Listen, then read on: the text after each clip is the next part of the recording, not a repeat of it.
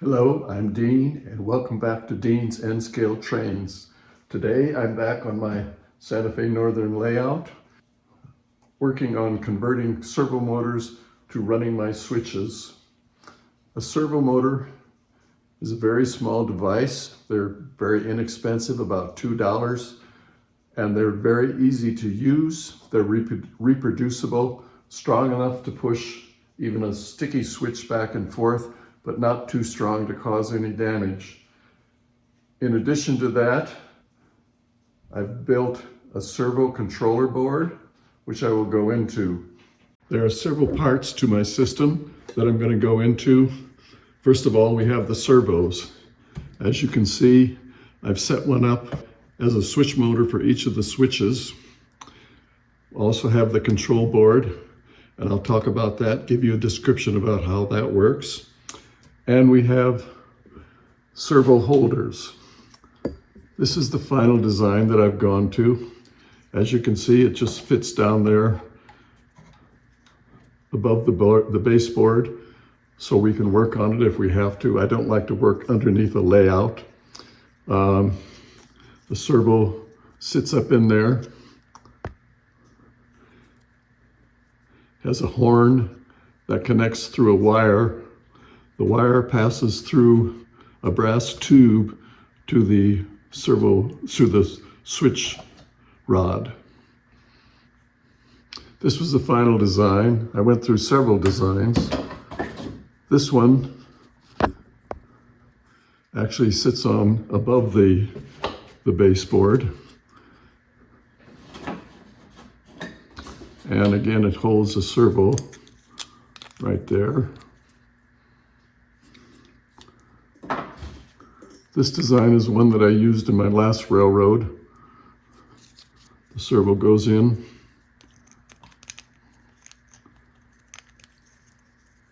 Like that, and drives the wire back and forth. The wire and its brass tubing support can sit in this slot. This sat right over and into the baseboard, but it required drilling a 1.25 inch hole. But I also designed a cover plate to go over it.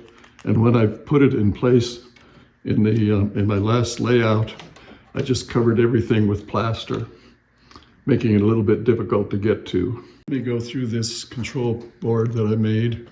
As you can see, it's pretty well beat up, and so fairly soon, when everything settles down and I stop playing around with the software and the switches, I'm going to redo this and make it all pretty again. You see, I've got a liquid crystal display to show what's going on, a button to push the software forward, a tuning switch to make a choice, switches for each of the electrical switches for each of the railroad switches, and in some cases, like this one, get out of the way, it runs 2. And you see I've drawn on a plan of the layout. So to run this, when it first comes up, you choose what you want to do. Operate, tune a switch, read the EEPROM, or store the switch values, or read the switches. Let's start with read the switches. If I push this button, we go into that. You see this shows the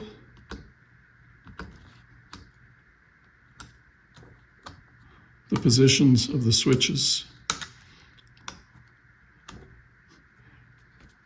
or the electrical switches, I should say. Makes it very nice to make sure your wiring is correct. So let's get out of that, and we'll go into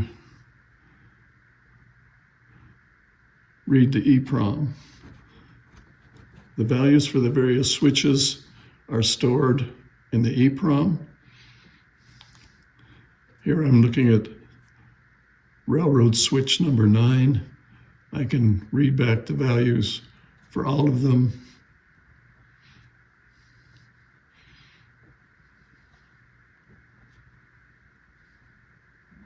And so on.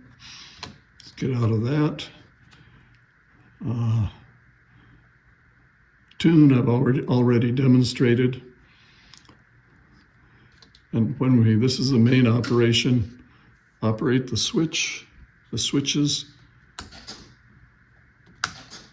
And this is telling me that the right crossover, which is labeled number 2, is straight or curved. I can do that for any of the railroad switches or the electrical switches. Industrial is this one. This is the team track, and you can hear them operating. Now you notice, let me raise this a little bit.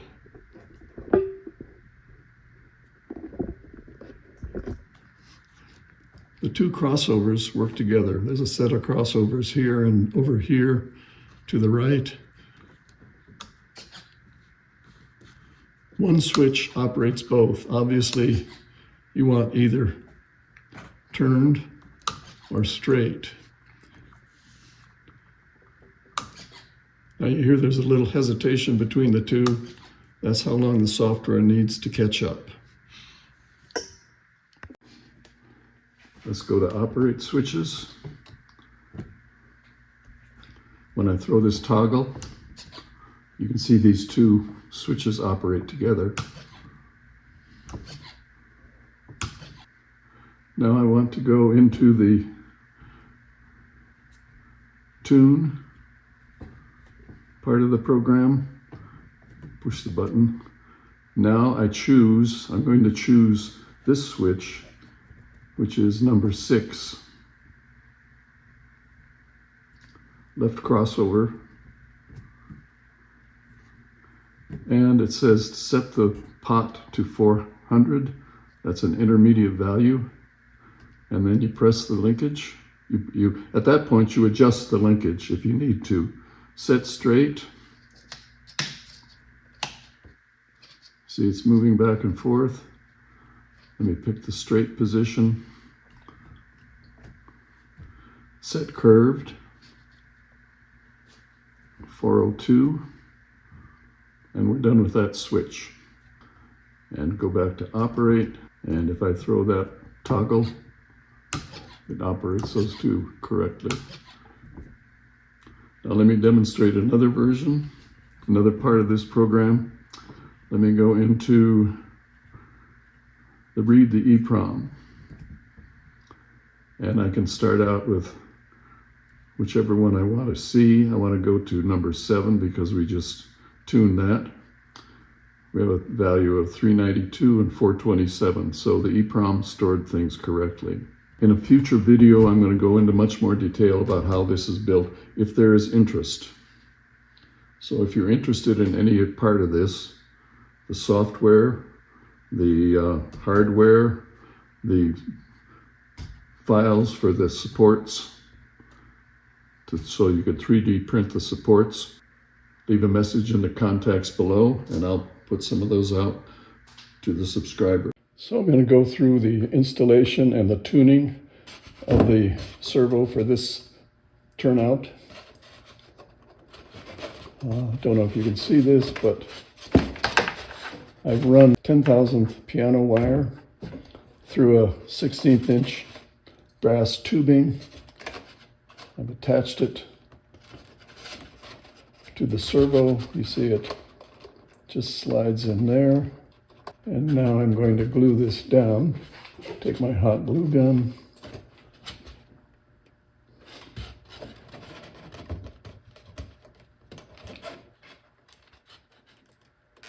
And press it in place. Now there's a hook here on the end. And I need to reorient this. Put a little bit of a bend there. It's a little too much.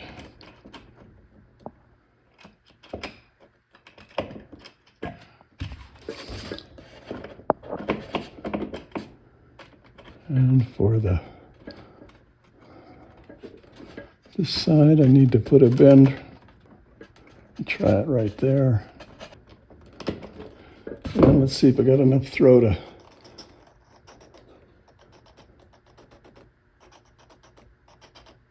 Yeah, that would work. So I'm going to set that as the straight value.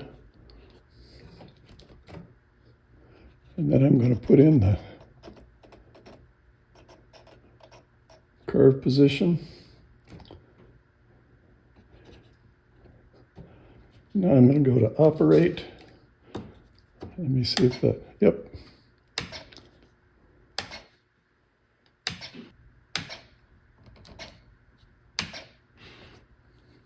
It says Buckman number 9, straight, curved. Curved, straight, curved, straight. Here's something I didn't find out for a while. If you look at these horns, they're from different batches. You see the holes are spaced differently. So I made this holder to match this size. And if you remember when I showed you how to tune the switch earlier, I had to bend this wire a little bit to get it to fit. That's because it had the smaller spacing on the holes.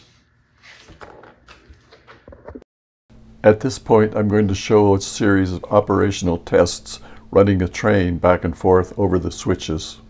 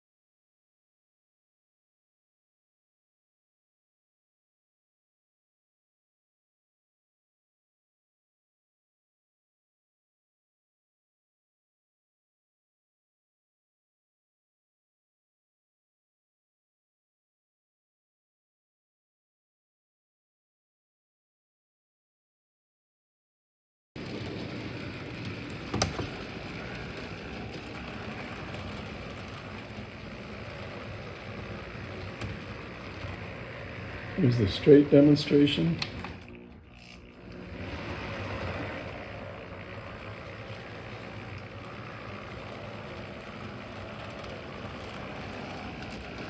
Let's throw it curved.